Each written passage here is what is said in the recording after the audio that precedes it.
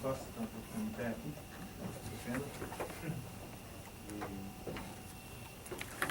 Então, estamos aqui na sessão, o número de palestrantes é igual ao número de pessoas na plateia.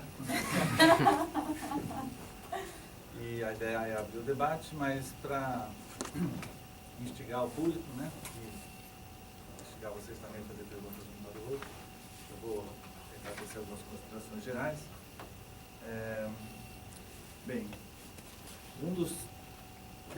Há dois temas que foram debatidos, assim, dois polos, de um polo a mente, a questão da mente, e do outro lado a questão da ciência, e diferentes posições intermediárias foram exploradas, né? E vamos começar, pessoal, só vou assim, lançar algumas questões para vocês compondo aí na resposta de vocês.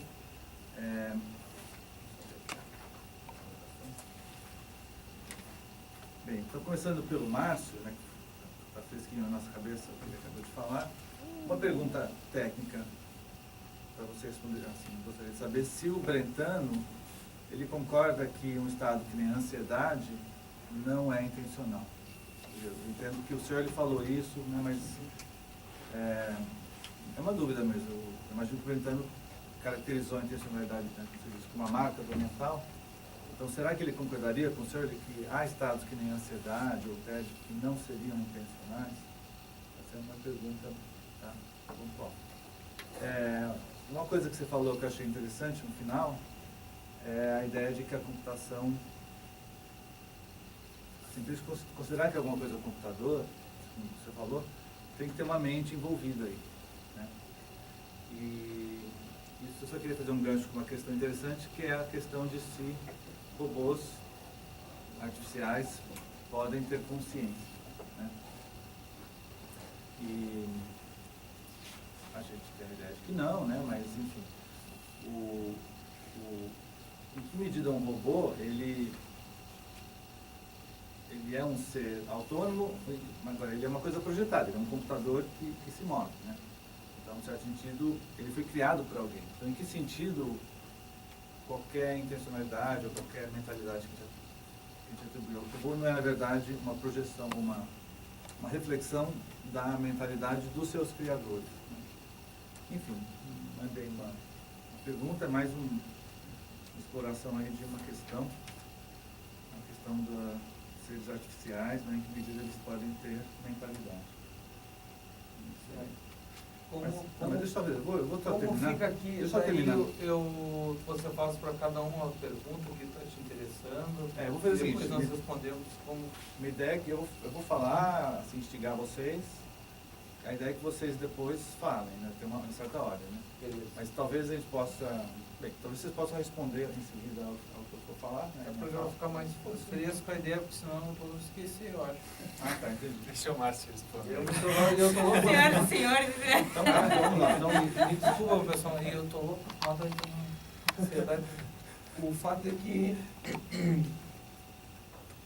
o Brentano, não recordo dele tratar a ansiedade, o tédio e o prazer como não sendo um estado funcional.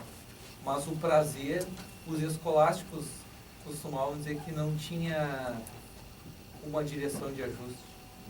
Então, como não tinha uma direção de ajuste, era parecido com uma fantasia, o prazer. Eles tratavam, por causa dos problemas da igreja, né, ligados ao prazer. Estou tentando recordar algum ator, eu acho que é o Bruno...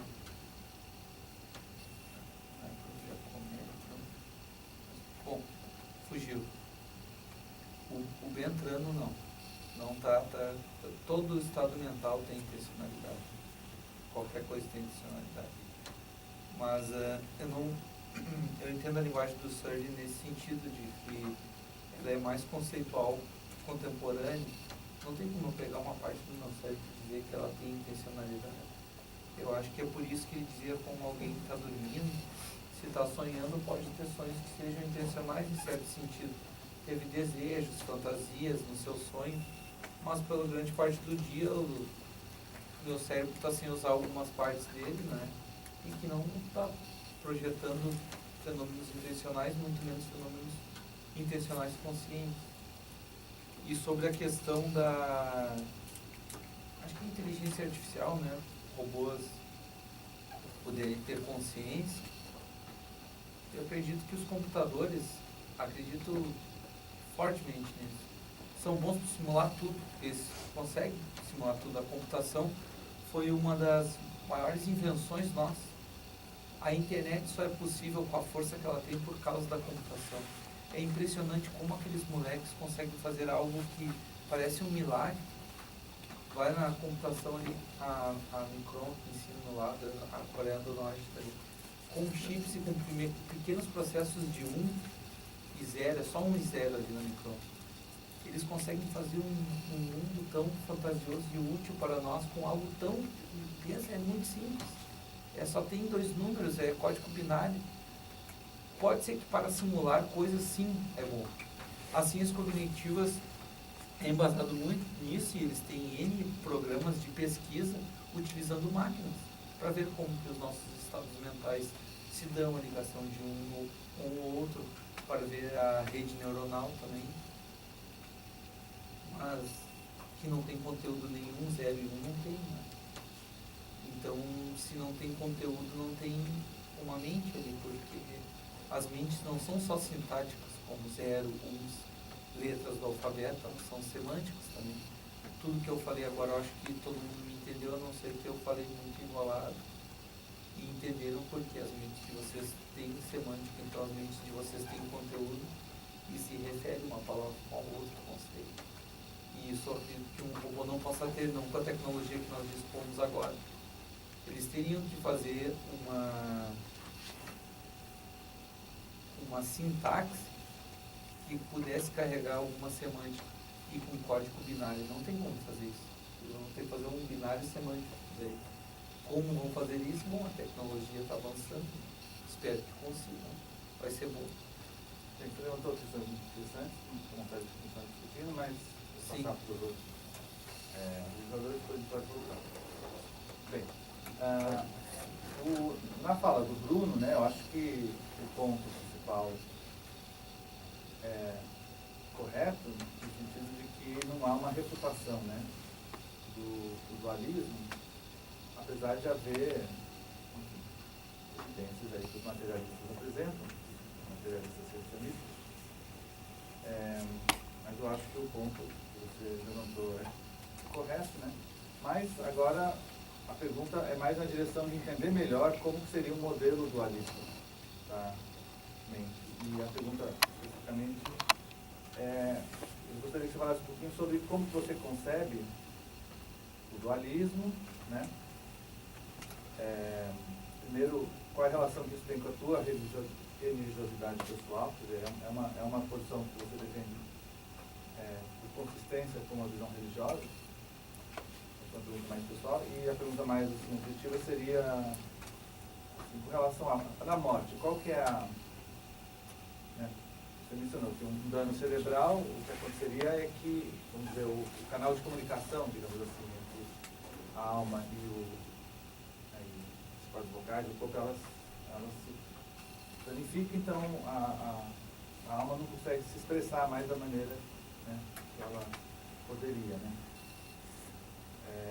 Então a alma tem uma certa independência com relação ao corpo, tem uma certa independência, uma certa dependência, mas qual é o papel das memórias? Quer dizer, as memórias que eu adquiro ao longo da minha vida, elas são impressas na minha parte material e também na minha parte espiritual, ou seja, se eu perder uma parte do meu cérebro, esses conteúdos são perdidos ou em parte eles são mantidos na alma? Quer dizer, talvez discutir um pouquinho essa questão de quanto, segundo a teoria, né, que você não se defende, né, mas você imagina que possa ser uma teoria razoável, como que ela vê essas questões ligadas à pessoalidade, né, como você falou assim, o que sobrevive é algo pessoal meu ou é algo que não contém as minhas vivências pessoais, cotidianas? E aí entra a questão da identidade pessoal, né? O ser humano é idêntico à alma ou ao corpo?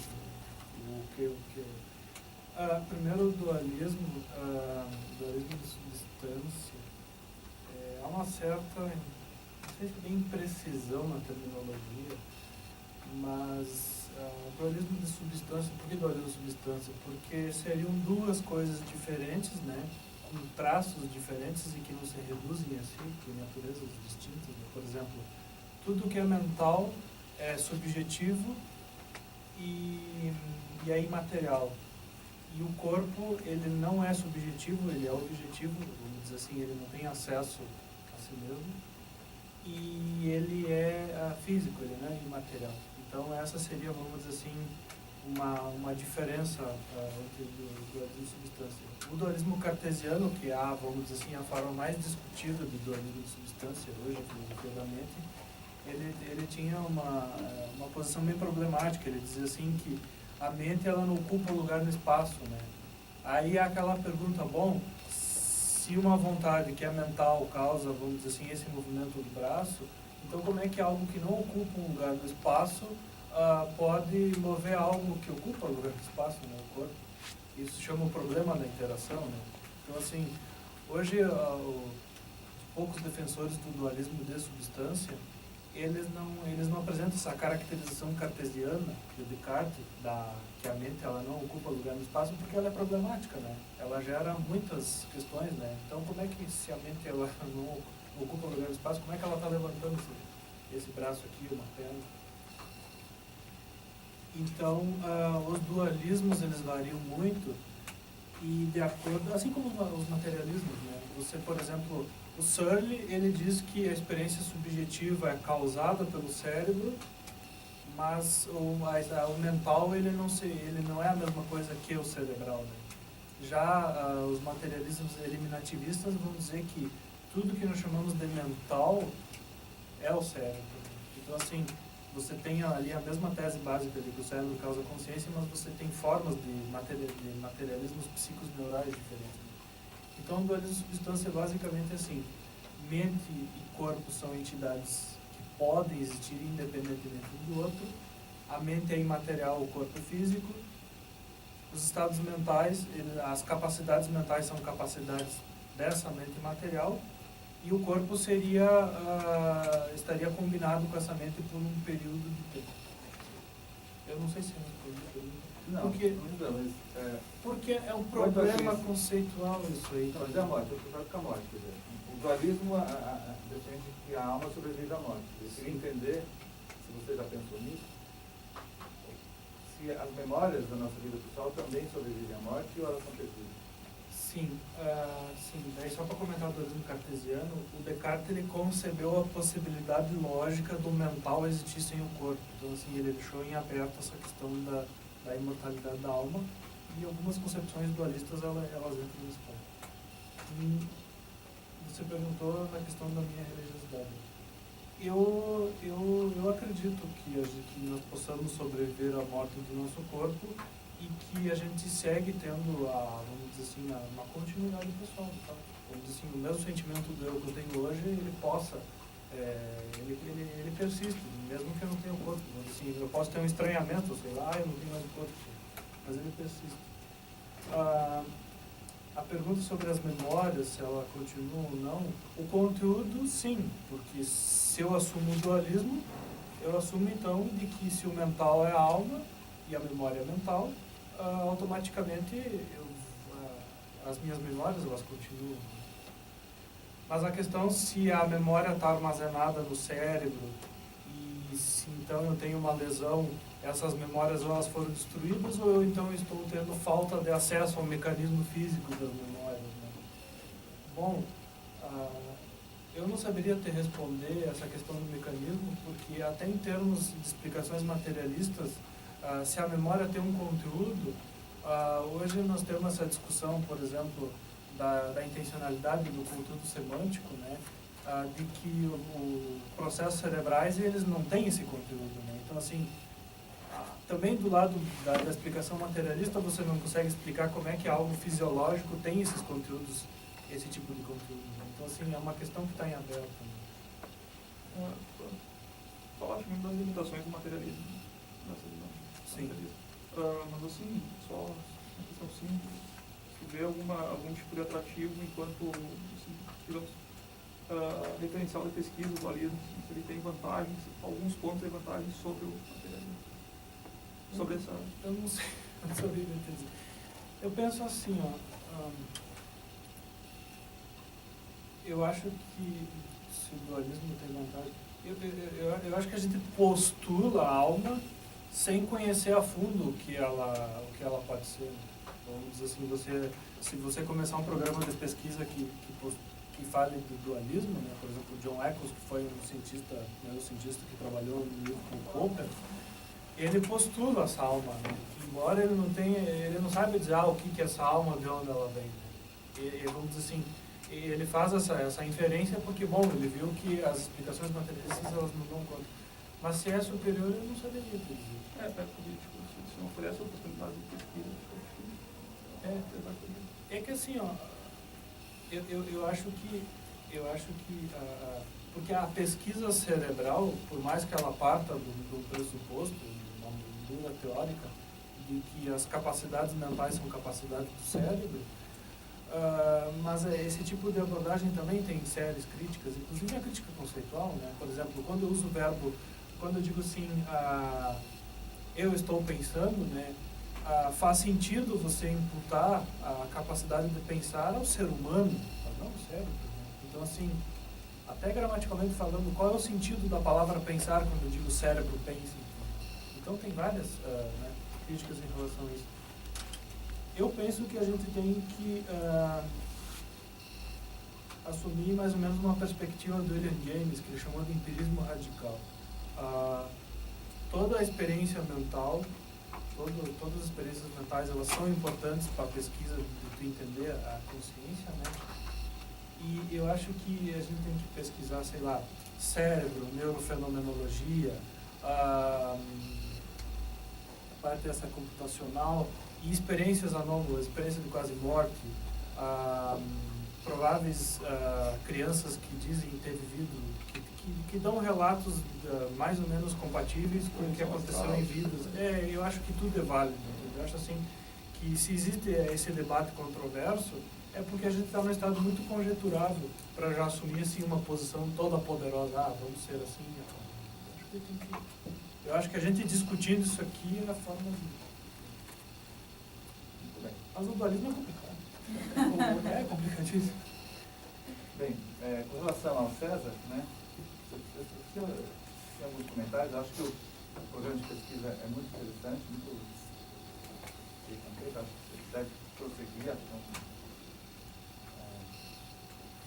Acho assim, deu para ver que está ainda no começo, né? Mas acho que tem que aprofundar, talvez pegar um estudo de caso, talvez para tornar a coisa mais palpável, né? Talvez. Eu sei que o item, eu já conheço mais ou menos um dos livros que você mencionou dele, eu sei mais ou menos o que é.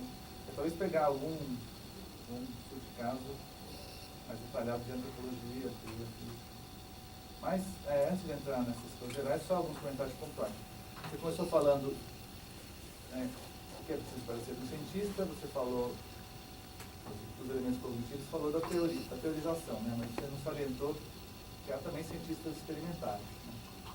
O objetivo deles não é necessariamente construir ou melhorar a teoria, mas é obter dados. Né? Só um detalhe para você não esquecer do lado experimental da ciência, que às vezes é de certa forma independente da teoria.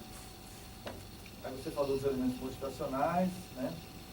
E foi muito bonito, né? Seja do conhecimento, dos resultados benéficos da humanidade. Mas tem também aqueles motivos não muito, sabe? O cientista quer ficar famoso, quer ser o novo Einstein, quer ficar no Nobel. Então acho que valeria a pena você incluir esses motivos menos nobres, né, na tua lista dos aspectos motivacionais. Eu acho que assim, a expressão inferência para melhor explicação, acho que ela funciona bem quando você tem explicações bem elaboradas, e aí você para e começa a pensar qual é a melhor explicação. E quando você está num estágio de uma ciência nascente, né, talvez uma expressão como abdução, né, que é o termo do texto, tá, ela seja, por ser mais simples, né, ela não fala em explicação, ela não pressupõe que existe uma explicação, ela só diz que quando você vê rastros lá, você bola uma explicação para aquilo. Né. Acho que a expressão abdução acho que é mais é melhor assim para descrever o que acontece na ciência nascente, né? Que é a ciência dos nossos antepassados, a ciência que você está examinando aí, né?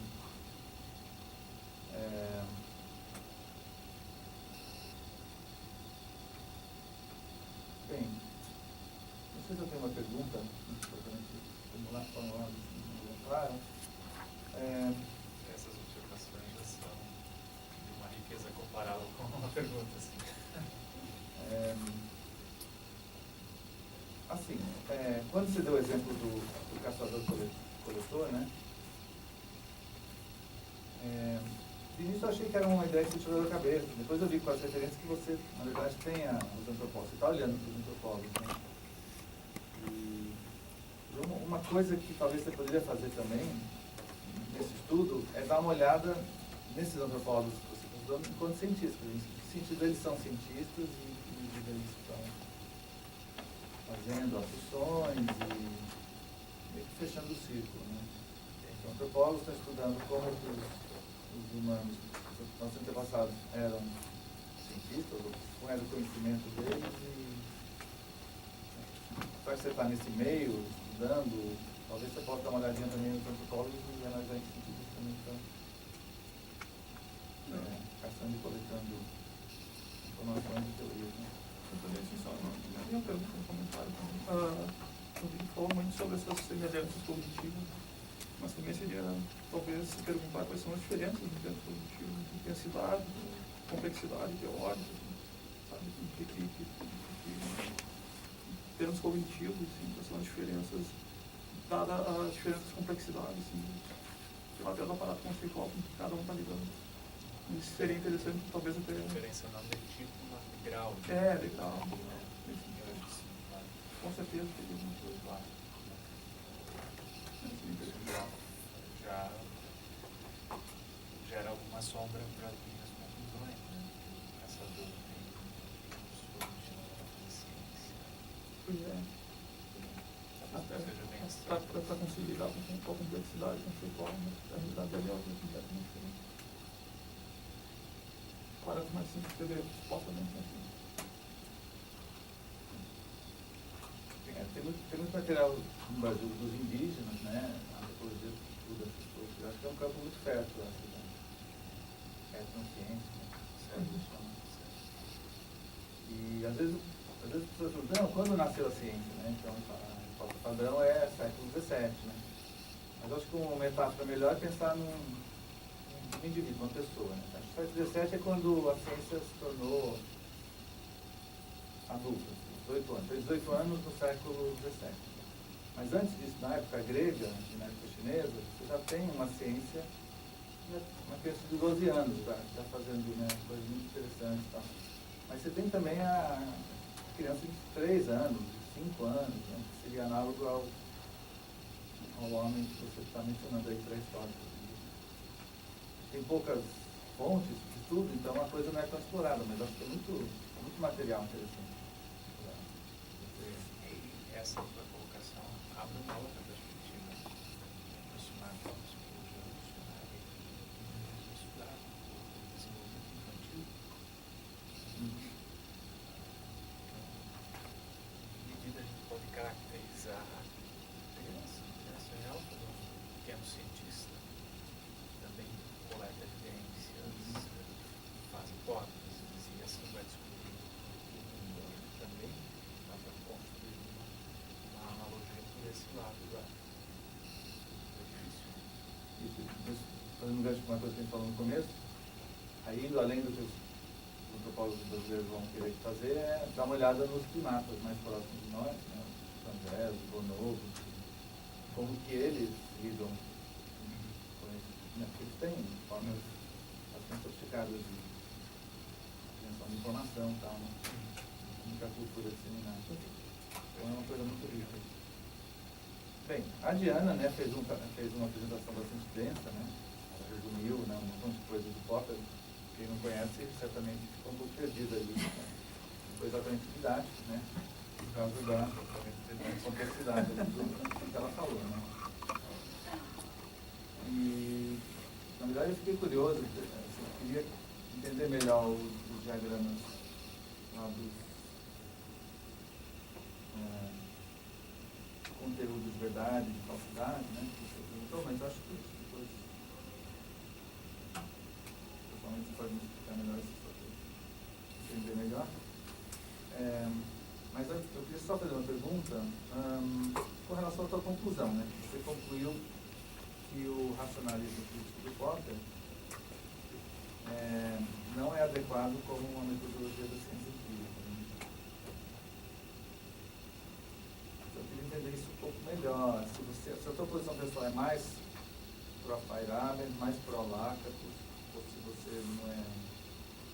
Enfim, como é que você poderia explicar um pouco melhor para mim essa tua conclusão? Por que o racionalismo crítico não seria um método adequado? Sim, as razões que me levaram a chegar à conclusão eu apontei, não é no próprio slide, mas se foi uma coisa que foi erro meu deixar de falar, por exemplo, dando os argumentos do Feyerabend, não apresentei os argumentos do Feyerabend, mas eu não estava assumindo, não é, a verdade por exemplo, o princípio de incomensurabilidade, isso não se encontra em centros também de dificuldades epistemológicas, né?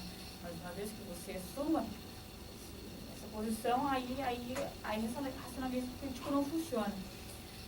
O Lakatos também, na verdade, em última análise, uma vez que a gente leva a metodologia de programas de pesquisa científica, as últimas consequências, ele na verdade não vai passar também do anarquismo disfarçado, né? Você não tem, olha, agora eu vou fazer isso, agora eu vou fazer isso. Não dá, não prescreve normas para os cientistas, né? Então também eu acho que não é adequado.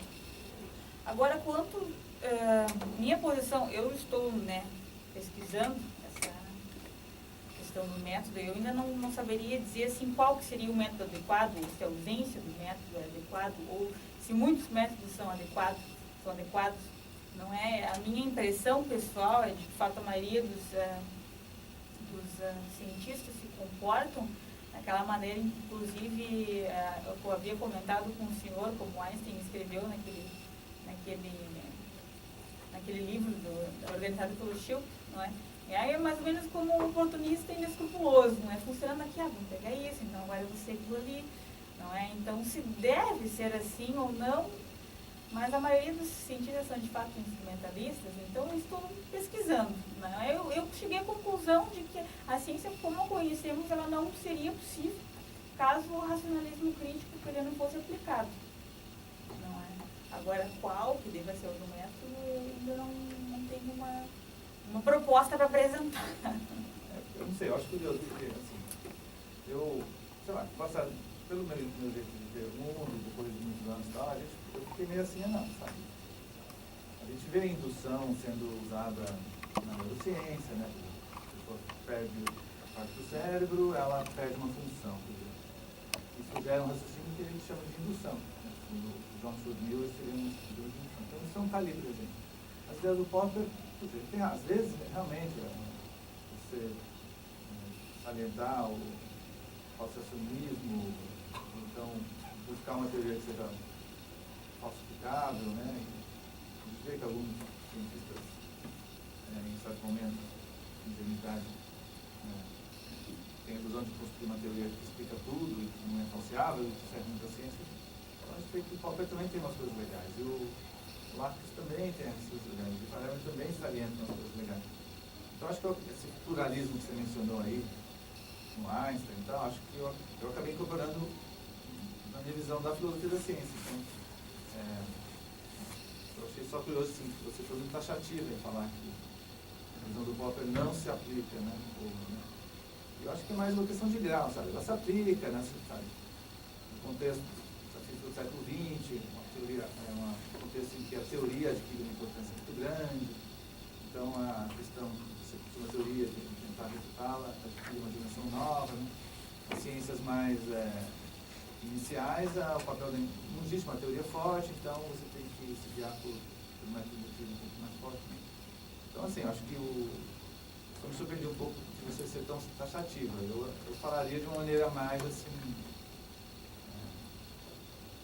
Não, eu diria assim, se eu fosse você, não, eu acho que a metodologia do Popper ela não é tão boa assim por causa disso. Mas não que ela não. Se os seres humanos só seguissem o seu método, a ciência seria impossível. Na verdade, isso é uma questão interessante, né? Você acabou levantando.